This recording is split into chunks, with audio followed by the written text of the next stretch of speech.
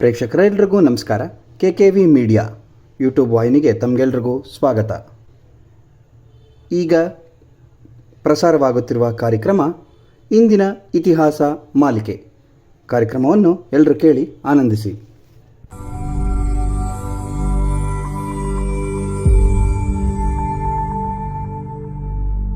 ಕನ್ನಡ ಕಲಿಕಾ ವೇದಿಕೆಯ ಎಲ್ಲ ನನ್ನ ಆತ್ಮೀಯ ಸನ್ಮಿತರಿಗೆ ಮುನಿರಾಜು ನಮಸ್ಕಾರ ಸ್ನೇಹಿತರೆ, ಶುಭ ಸಂಜೆ.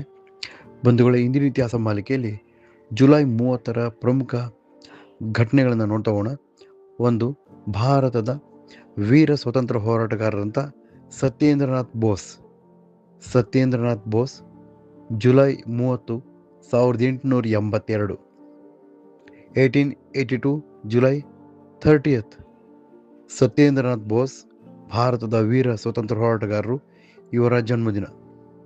2, ಭಾರತದ ಸುಪ್ರಸಿದ್ಧ ಸಮಾಜ ಸುಧಾರಕಿ ಹಾಗೆ ವೀರ ಸ್ವತಂತ್ರ ಹೋರಾಟಗಾರ್ತಿಯಾದಂಥ ಡಾಕ್ಟರ್ ಮುತ್ತುಲಕ್ಷ್ಮಿ ರೆಡ್ಡಿ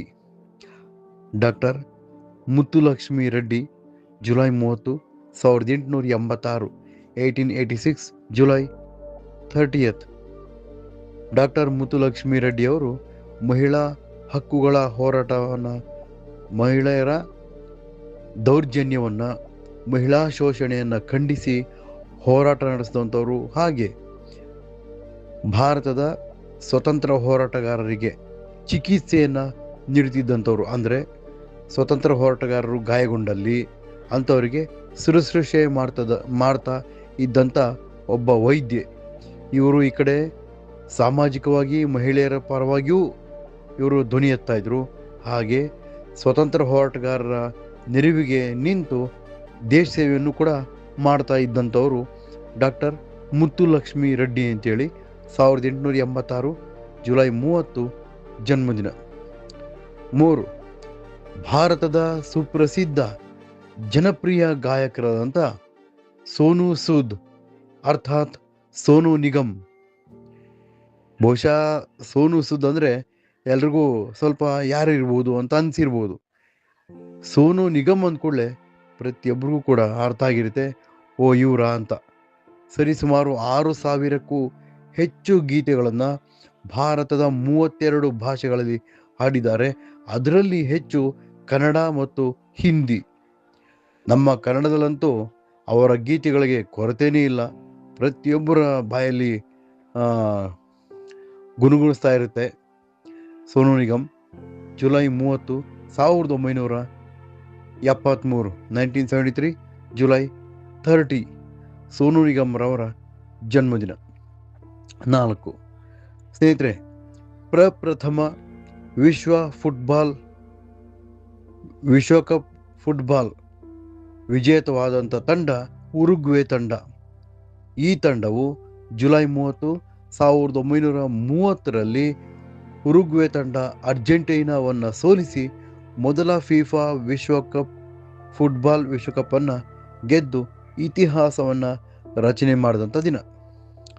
5, ಇಂಗ್ಲೆಂಡ್ ಅಂದರೆ ಬ್ರಿಟನ್ ಇದೆಯಲ್ಲ, ಈ ಇಂಗ್ಲೆಂಡ್ ದೇಶವು ಮೊದಲ ಬಾರಿಗೆ ಫಿಫಾ ಫುಟ್ಬಾಲ್ ವಿಶ್ವಕಪ್ಪನ್ನು ಗೆದ್ದದ್ದು ಜುಲೈ 30, 1966.